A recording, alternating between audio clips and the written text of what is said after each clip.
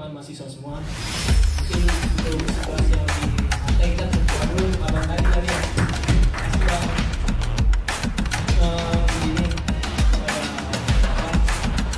terbaik undang-undang KPK yang baru disahkan saat ini memang meninggalkan banyak problematika karena bagaimana mungkin independensi yang di KPK tadi dengan masuknya pasal-pasal baru secara mata dari masyarakat itu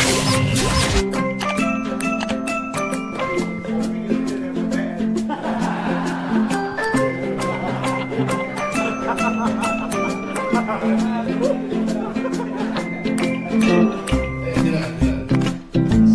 diskusi di ruangan Bang Wahid. Kopi dibeli dari APBN.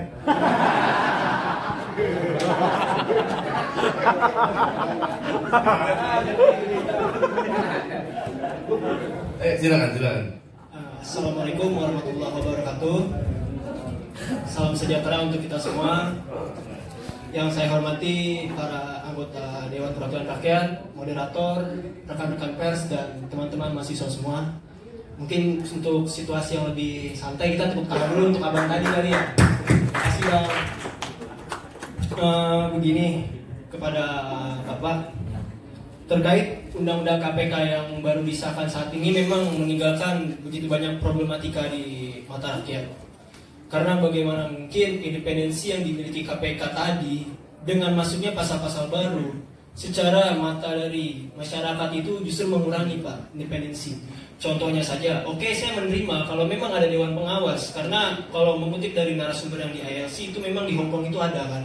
Cuman yang kami rekan-rekan mahasiswa, terkhusus saya Guntur dari Fakultas Hukum Universitas Muhammadiyah Jakarta dan teman-teman yang lain, itu melihat namanya saja Dewan Pengawas tapi kok memiliki kompetensi untuk memberikan izin atau tidaknya penyadapan.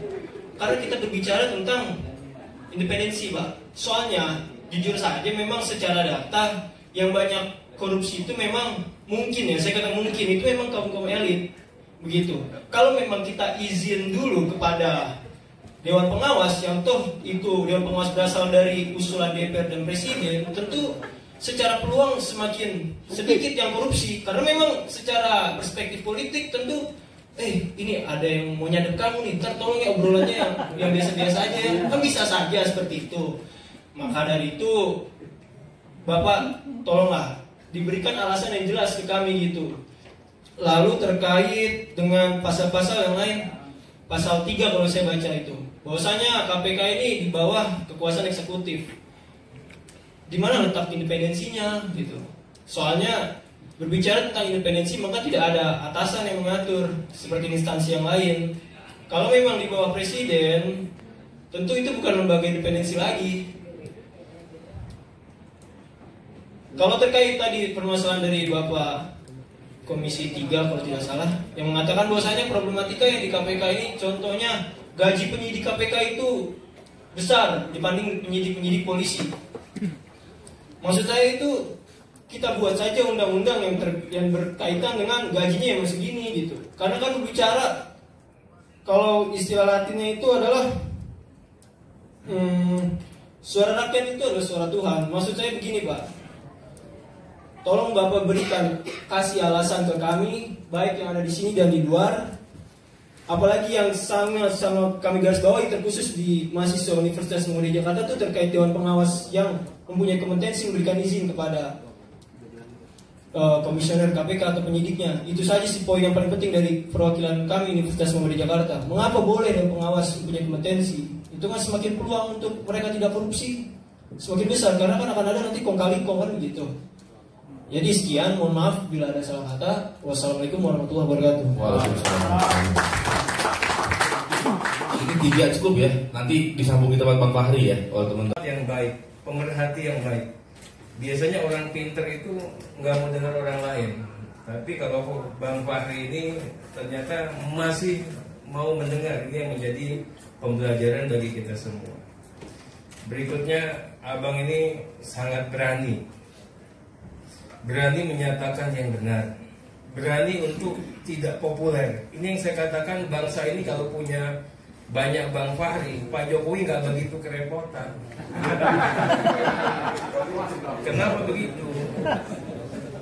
Pak Jokowi punya pasukan banyak, tapi hari ini Pak Jokowi terkesan bekerja sendiri, makanya beliau gagal. Karena apa? Anak buahnya nggak ada yang berani mengambil kebijakan-kebijakan yang tidak populer. Karena selalu ingin tampilnya cantik. Orang hebat itu orang yang bisa diandalkan pada saat kritis. Makanya saya tidak melihat banyak orang hebat saat ini pada saat bangsa kita sedang kritis. Presidennya seolah kerjanya sendiri aja. Kayak presidennya gamang sampai diambil ya tokoh-tokoh masyarakat kemarin. Yang saya katakan Pak Presiden kalau memanggil tokoh-tokoh masyarakat, kumpulnya banyakkan di DPR tokoh-tokoh masyarakat. Kalau Bapak ngambil di tempat yang lain, nanti yang lain, orang yang lain iri. Kenapa yang lain gak dijadikan tokoh masyarakat? Akan jadi masalah baru nantinya. Berikutnya saya juga katakan Pak Fahri ini memahami masalah. Jadi beliau mampu menjelaskan secara terstruktur, secara jelas. Kenapa? Karena beliau mempunyai logika berpikir yang baik. Ini semua tercermin dalam buku ini. Saya senang sekali kita juga diajarkan kalau kita baca buku ini bagaimana Bang Fahri bisa mengupas ini semua. Ini saya mohon betul nanti adik-adik mahasiswa belajar, mau membaca. Mau membaca kenapa? Pahami dulu kenapa kita melakukan reformasi tahun 98. Oh itu kan zamannya dulu 98, sekarang 2019 zamannya kami, kata mahasiswa. Saya katakan tolong deh, adik-adik pahami dulu kenapa kita lakukan reformasi 98.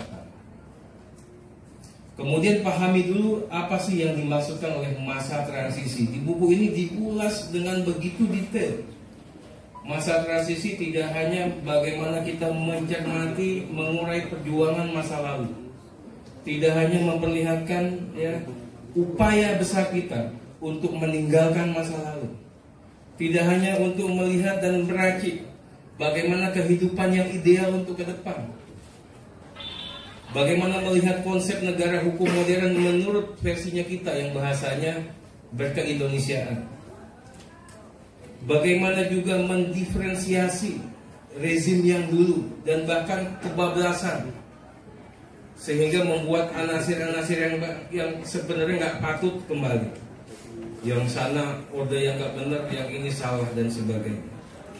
Yang saya kagum juga dalam buku ini, Pak Fahri, kemudian kami juga, ini lahirnya, dibentuknya dalam rezim Soeharto. Tapi Bang Fahri juga masuk ke dalam partai yang namanya partai religius, ya. Tapi penghormatan Pak Fahri kelihatan dalam bukunya. Pak Fahri punya konsep bagaimana nilai-nilai kebangsaan itu hadir, bagaimana penghargaan beliau terhadap ide dan gagasan besar kaum-kaum nasionalis, bagaimana penghargaan beliau terkait dengan pemahaman ideologi Soekarno. Itu yang saya katakan luar biasa. Beliau ya diasuh dengan gizi ala Soeharto, tapi pemahamannya juga pemahaman kebangsaan yang begitu tinggi. Ini yang saya katakan mahasiswa harus seperti itu. Dimanapun kita berada, ya jangan sekali-kali kita melacurkan idealisme kita. Rasionalitas berpikir itu harus selalu hadir. Di buku ini kelihatan betul Bang Fahri berani untuk keluar dari kotak, berani untuk tidak populer, bahkan sampai terakhir ini masih berani menyatakan hal-hal yang kayaknya kedengar di kuping juga yang masih kurang berkenan, apalagi habis kita di demo. Tapi tetap aja konsistensi beliau atas kebenaran itu benar-benar selalu dihadirkan. Kami juga ingin menggambarkan bagaimana di buku ini Bang Fahri berhasil juga mengingatkan kepada kita semua bagaimana reformasi ini kaitannya dengan KPK nantinya tidak hanya menggelar di ruang hampa. Ini kalimatnya bagus kan? Tidak hanya menggelegar di ruang hampa. Reformasi harus merupakan satu tarikan nafas, satu hembusan dengan rencana, dengan grand design kebangsaan kita. kemana arah bangsa ini hendak dibawa. Tujuan bangsa ini tidak hanya untuk melaksanakan penegakan hukum ansih, menangkap koruptor-koruptor, tapi melindungi segenap bangsa Indonesia dan seluruh tumpah darah Indonesia.